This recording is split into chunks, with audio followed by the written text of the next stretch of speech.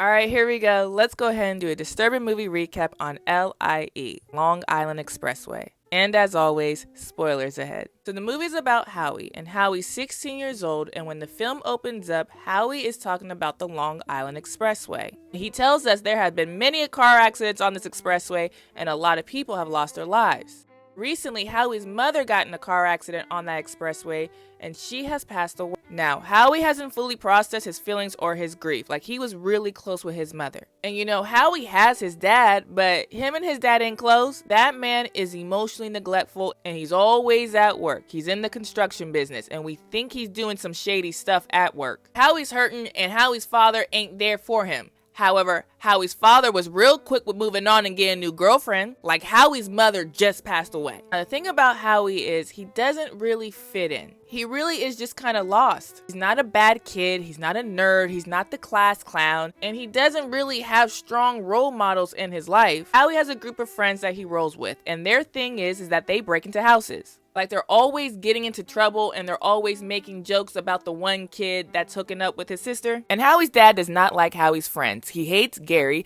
and he hates the fact that Howie is skipping school, and one day he gets so mad at Howie that he actually hits him. Well, Howie's really close with Gary. That's his best friend. And the thing about Gary is Gary and Howie grew up differently. Gary has no problem breaking the law. He has no problem getting into trouble. But not only that, Gary sells Gary for profit. Yeah, there's a meetup spot with older men.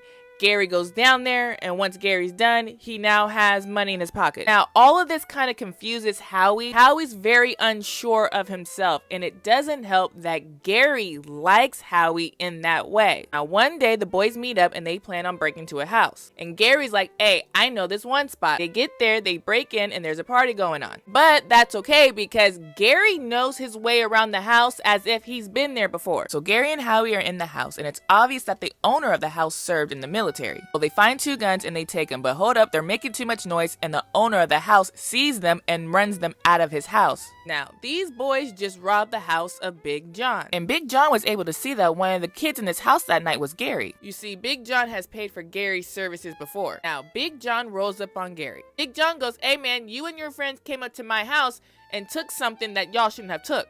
And he goes, tell me the name of the one kid that got two of my weapons. Gary doesn't want no smoke from Big John, so he quickly says it was Howie Blitzer. So Gary tells on Howie, so now Big John decides to roll up on Howie. But Big John has to play it cool. So Big John pretends to be an old friend of Howie's mother. And it works. Howie has no idea that Big John is the owner of the house he done robbed. Big John has Howie's dream car. They're talking, sharing a laugh. And Big John goes, hey, enough of all that.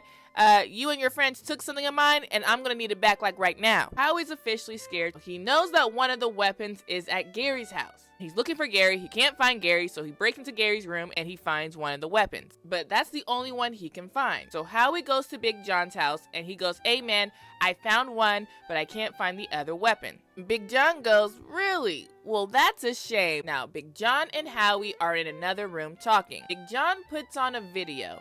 And in this video, we see a woman giving Becky. We learn that Big John is extremely freaky and extremely creepy. John is an older man. He has a 19-year-old lover that lives with him, and he's very vocal about what he likes. Like, he tells Howie, you see that woman in that video? Yeah, I can do it better. Howie's uncomfortable because he just came over there to give this man back his guns and discuss the other gun he couldn't find. He tells Howie that if he can't find that gun, that he owes him $1,000. And Howie's like, bruh, I don't have $1,000. Big John starts getting a little touchy, and he lets Howie know that he can pay him back in a certain way. Howie doesn't like that, and he leaves Big John's house. However, when Howie goes home, he has thoughts of Big John and that tape, and from there, Howie decides to wake it out. Now, Howie is so emotionally lost as a young man. Like, there's nobody in his corner, there's nobody really protecting him. Howie is not able to express his feelings because he doesn't have anybody around to listen to him. And to make it all worse, one day, Gary robs Howie's father. Gary found some money that belonged to Howie's father, and he took it, packed his bags, and he ran off to California. Yeah, Howie's not doing well. Howie slowly starts developing a friendship with Big John. Now, the thing about Big John is he's creepy, and we don't want him around Howie. His boyfriend is only 19 years old, and we know that he hooked up with Gary, and Gary's underage. And they have a lot of conversations about adult things.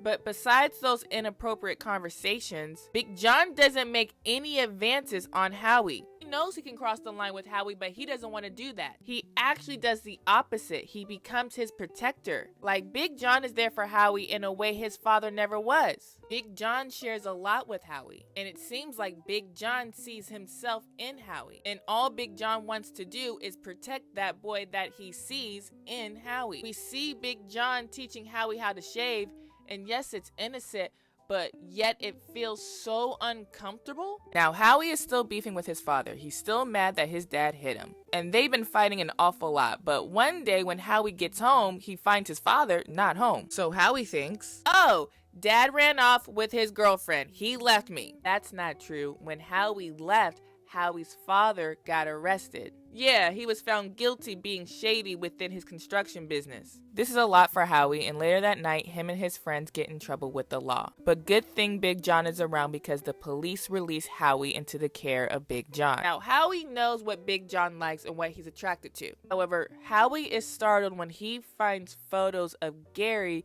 in Big John's house. Howie finds these photos of Gary, and he's like 11 years old. And to make matters worse, Big John's boyfriend, the 19-year-old, yeah, he just threatened Howie. The boyfriend doesn't like that Big John has been spending more time with Howie. Okay, the boyfriend is getting less attention and now he's staying at hotels. That ain't working for him. The boyfriend tells Howie, don't mess up what I got going on. That same night, in the middle of the night, Howie decides to go to Big John's bedroom in nothing but his underwear. And he's basically telling the old man to have him. Howie desperately needs to feel loved and wanted by someone. And he knows Big John likes boys like Howie. Big John is not going to take advantage of this young boy. He sees how much Howie is hurting. He knows that this is a cry for attention. Big John's like, Howie, why are you doing this? And Howie goes, listen, dude, my dad left me. He hit me, then he left me. And Big John goes, Howie, your dad didn't leave you. He got arrested. It's all over the news. It's in the newspaper.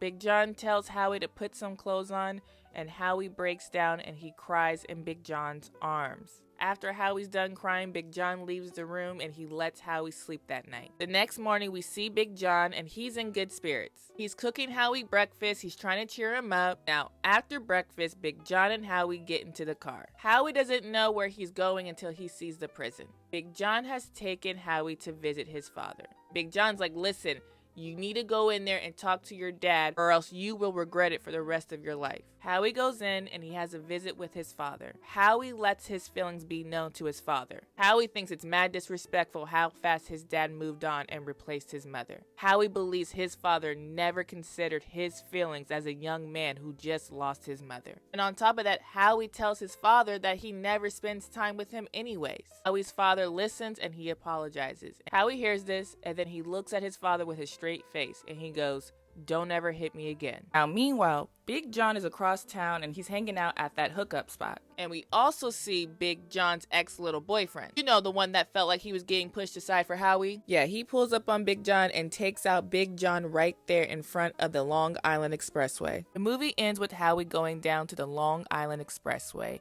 And he says this expressway has gotten a lot of people, but he won't let it get him.